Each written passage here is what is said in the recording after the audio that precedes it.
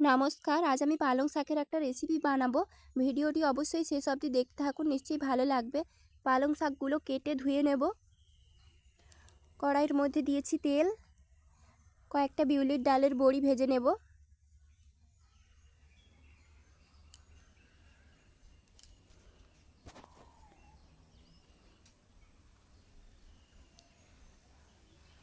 এখন তেলের মধ্যে দিচ্ছি শুকনো লঙ্কা, তেজপাতা,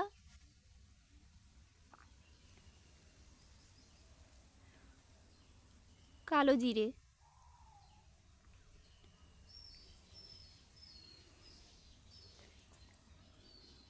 বেটে রাখা পেঁয়াজ,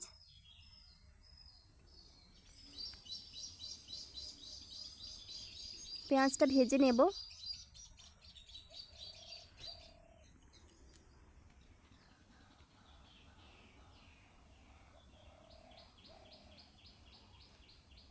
চেরা কাঁচা লঙ্কা, আদা বাটা দিলাম,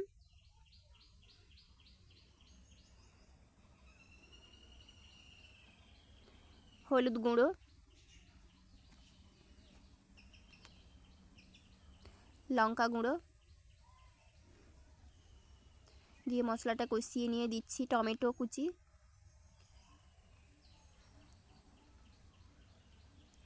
টমেটো কুচি দিয়ে 2 মিনিট নাড়ব। এরপরে দিচ্ছি কেটে রাখা আলু,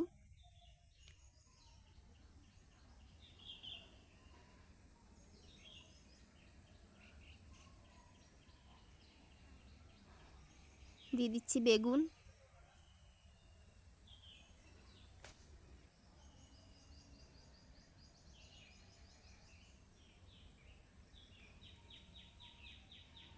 নেড়ে চেড়ে আমি দিয়ে দিচ্ছি কেটে রাখা পালং শাক,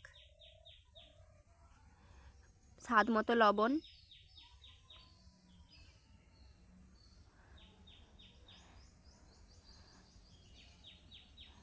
ঢাকা দিয়ে দিয়ে রান্না করব। পালং শাকে জল দেওয়ার দরকার নেই, পালং শাক থেকে অনেক জল বেরোবে, সেই জলেই সবজি সেদ্ধ হয়ে যাবে।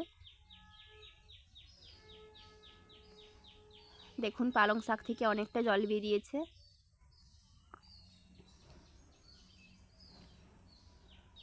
ঢাকনা খুলে খুলে মাঝে মধ্যে নেড়ে রাখবো। দিচ্ছি চিনি, জিরে গুঁড়ো, ভেজে রাখা বড়িগুলো সব দিয়ে নেড়ে চেড়ে রান্না করে নেব। জলটা প্রায় শুকিয়ে গেছে, সবজিগুলো সেদ্ধও হয়ে গেছে, রান্না কমপ্লিট।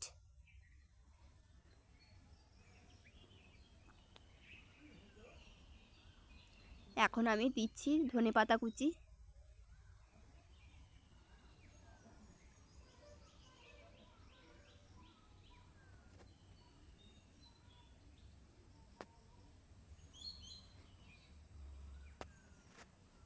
নেড়ে চেড়ে নামিয়ে নিলাম। এই হলো পালং শাকের তরকারি ফাইনাল ভিউ। বন্ধুরা, ভিডিওটি ভালো লেগে থাকলে লাইক, কমেন্ট, শেয়ার করে দিও, আর অবশ্যই সাবস্ক্রাইব করে আমার পাশে থাকবেন। ভিডিওটি শেষ অবধি দেখার জন্য ধন্যবাদ।